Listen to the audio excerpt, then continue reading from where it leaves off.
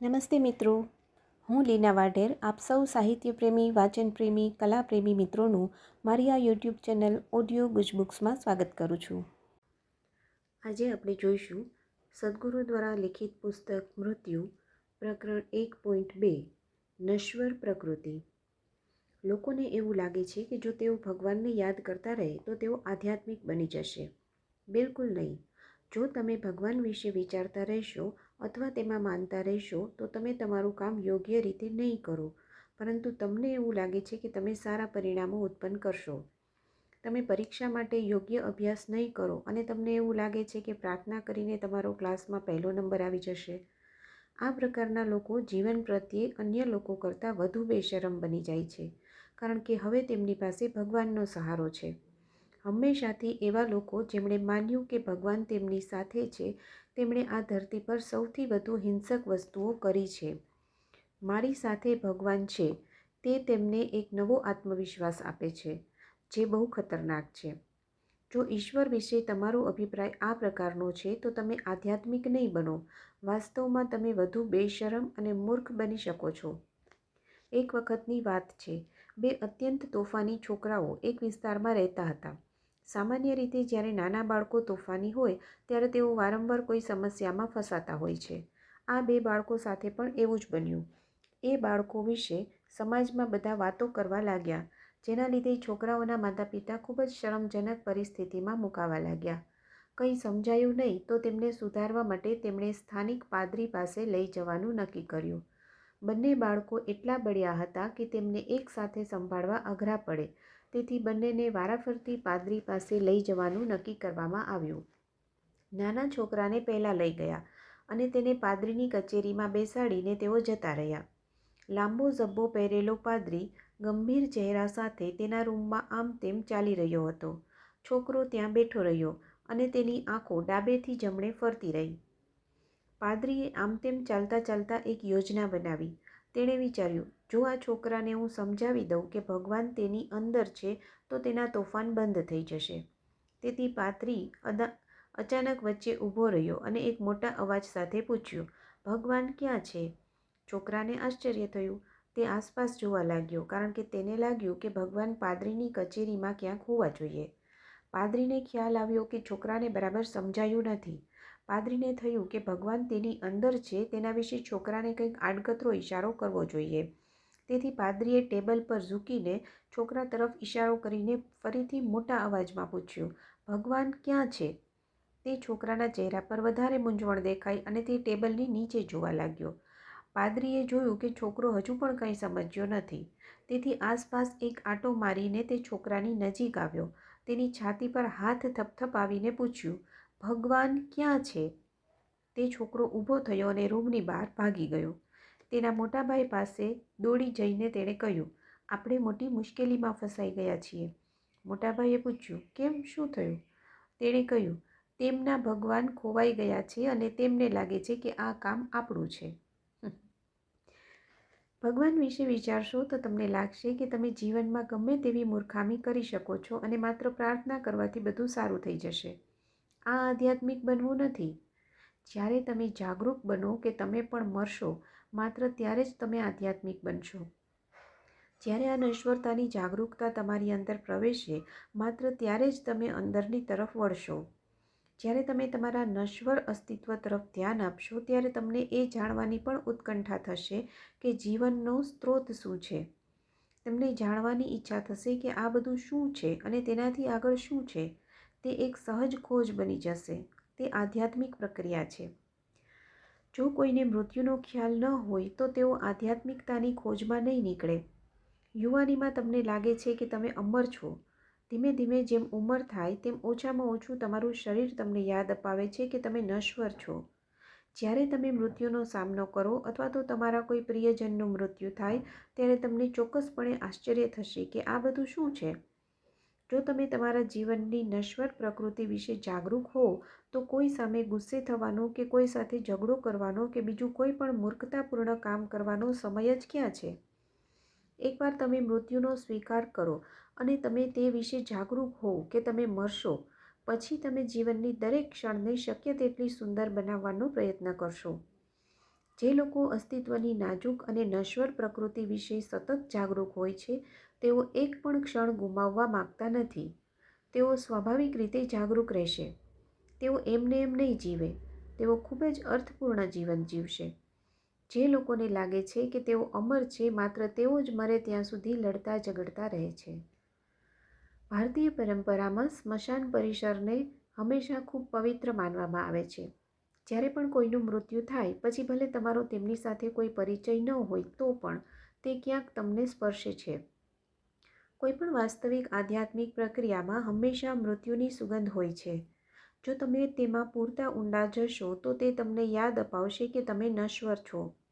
કોઈ પણ સાધના જે અમે તમને શીખવીએ છીએ, પછી તે શૂન્ય હોય, શક્તિચલન, શાંભવી મહામુદ્રા કે પછી સંયમા, તો ખાસ મૂળભૂત રીતે તેમાં મૃત્યુની એક છાંટ હોય છે.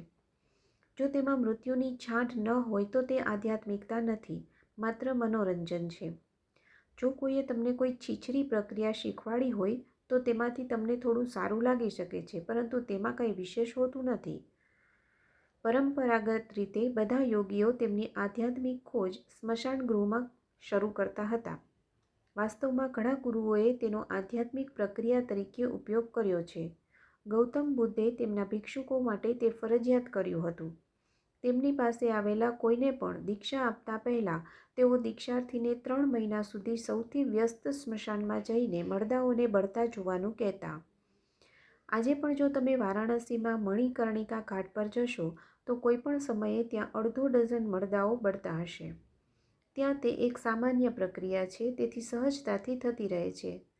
અત્યારે તો શરીર પૂરેપૂરું બળે તેટલો સમય પણ નથી રહેતો, કારણ કે તે પૂરેપૂરું બળે તે પહેલાં બીજો મૃતદેહ આવી ચૂક્યો હોય છે. તેથી અડધા બળેલા શરીરને તેઓ નદીમાં ફેંકી દે છે. આ દ્રશ્ય જોવું તમારા માટે બહુ સારી બાબત છે, કારણ કે તમને ખ્યાલ આવશે કે એક દિવસ લોકો તમારી સાથે પણ આવો વ્યવહાર કરવાના છે.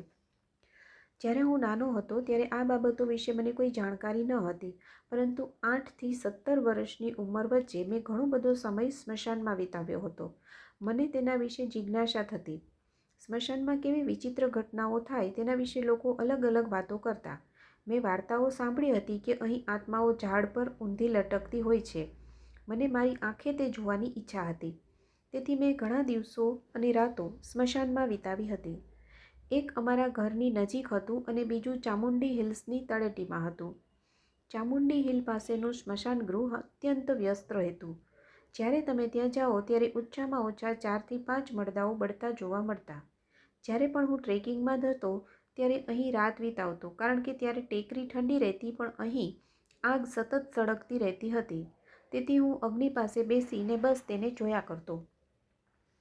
ચિતા પાસે ઘણી નાટ્યાત્મક ઘટનાઓ બનતી રહેતી. સામાન્ય રીતે અહીં જ્યારે લોકો મૃતદેહને લઈને આવતા ત્યારે તેઓ એવી રીતે રડતા હતા જાણે તેમણે જીવનમાં સર્વસ્વ ગુમાવી દીધું હોય. ત્યારબાદ તેઓ મૃતદેહને અગ્નિદાહ આપતા. ત્યાં અડધો અથવા તો પોણો કલાક સુધી બેસીને તેઓ જતા રહેતા. આગ હજુ ઠરી નથી પણ તેઓ જતા રહેતા. કદાચ તેમને બીજા કોઈ કામ હશે, પણ હું ત્યાં બેસીને જોતો રહેતો. જો તમે મરદાને ધ્યાનથી ચિતા પર સળગતું જોયું હોય તો સૌથી પહેલાં ગળું સળગે છે, કારણ કે તે સાંકડું હોય છે. જો ચિતા મોટી ન હોય અથવા યોગ્ય ગોઠવણ ન કરવામાં આવી હોય તો આ પ્રક્રિયા દરમિયાન અડધું બળેલું માથું ફૂટબોલની જેમ ગગડી પડે છે. ચિતા પરથી માથું પડવું થોડું બિહામણું દ્રશ્ય લાગે છે. કદાચ લાકડા મોંઘા હશે અથવા તો યોગ્ય રીતે ચિતા ગોઠવવાનો અનુભવ નહીં હોય, તેથી આવું વારંવાર બનતું રહેતું. સળગાવ્યાના 3.5 અથવા તો 4 કલાકમાં આવું બનતું. ત્યાં સુધી કોઈ સગાવાલા રહેતા નહીં, તેથી હું તે માથું ઊંચકીને પાછું ચિતા પર મૂકી દેતો. સ્મશાનમાં મેં ઘણા દિવસો અને રાતો ગાળી. હું બસ બેસતો, જોતો રહેતો અને આ મરદાઓને પૂરી રીતે સળગવામાં મદદ કરતો. તેનાથી મારી અંદર એક સાવ અલગ પ્રકારની પ્રક્રિયા શરૂ થઈ ગઈ હતી. હું જાણું છું કે તમે આ બાબતને અવગણવા માગશો, પરંતુ શરીરોને સતત સળગતા જોવા એ સારી બાબત છે. ઘરના આરામમાં બેસીને તમે અમર છો એવું વિચારવું ઘણું સહેલું છે, પરંતુ જ્યારે તમારી સામે કોઈ શરીર સળગતું હોય ત્યારે એ જોવું વધારે અઘરું નથી કે આવતીકાલે આ તમે પણ હોઈ શકો છો. માનસિક અને લાગણીના સ્તરે પણ પ્રતિક્રિયાઓ થઈ શકે. પરંતુ સૌથી મહત્ત્વપૂર્ણ બાબત એ છે કે તમારા શરીરને તેની પોતાની રીતે જીવનનો બોધ થઈ રહ્યો છે.